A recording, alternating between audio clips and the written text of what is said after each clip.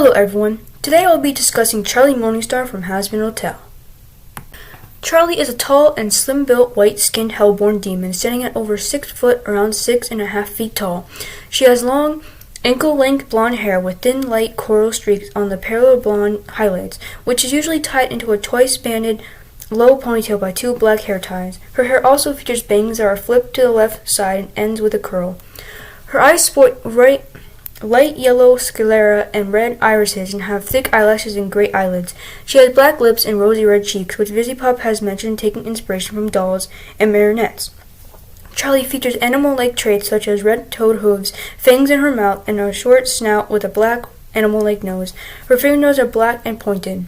Charlie wears a red tuxedo jacket with darker red labels and a small white tag located on the left side. She wears this over an untucked, long-sleeve, high-collared white dress shirt that has 2 black buttons and dark red cuffs worn with black suspenders and a small black bow tie. Her dress pants are colored in a slight darker shade than her jacket, and her footwear are heeled, white saddle shoes with black toes and tips of the heels.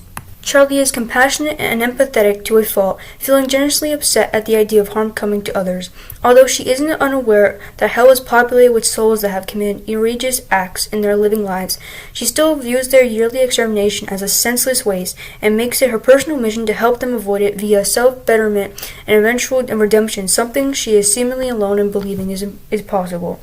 Charlie's idealism, while setting her apart from many of her hellborn peers, can also make her naive to many of the harsh realities that appear to stand in the way of her potential success, something her girlfriend Vaggie tries to remind her of, only to be cheerfully ignored in favor of a more blinkered, sunny optimism. This can also cause her to rush headlong into the initial stages of her plans without much preparation. Her prompt list before her big news appearance, reading only unicorn kisses, dolphin high fives, sing show tunes, happy ending. Another insurance is in masquerade when she wanted to talk to Valentino about cutting Angel's work hours only to cause distraction and accidentally cause a fire on set. Charlie has a love for musical theater, song, and dance, and while often convey her emotions and ideas through show tunes and ballads. She appears to take perceived failures hard, as she believes her heartfelt theatrical passion should be enough to bring people over to her way of thinking, and is disheartened when it's not as simple as she imagines. She openly admits during a dejected voicemail to her mother that she doesn't actually know what she is doing or how to make her plan for reforming sinners work in practice.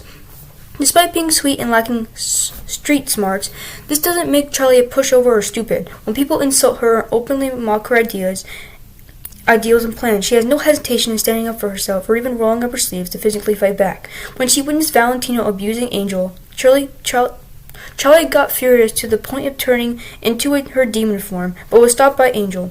Swearing is also something that's generally not part of her vocabulary, and she doesn't cuss all the time, but she is not above letting a few cuss words slip.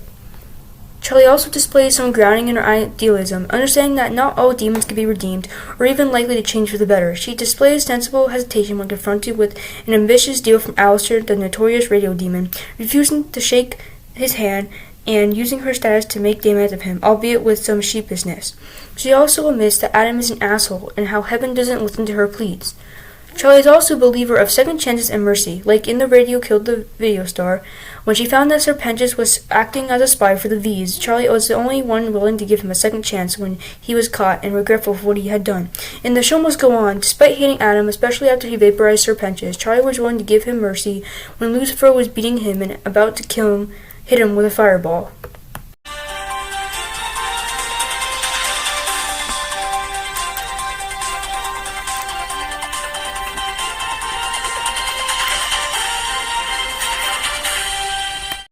Charlie's popularity in Hazbin Hotel stands for her positive personality, design, and the contrast she provides to the show's generally bleak setting. She's seen as a compassionate and optimistic figure, contrasting the cynicism of other characters and inspiring hope. Her charming design and relatable goal to redeem sinners further contribute to her appeal.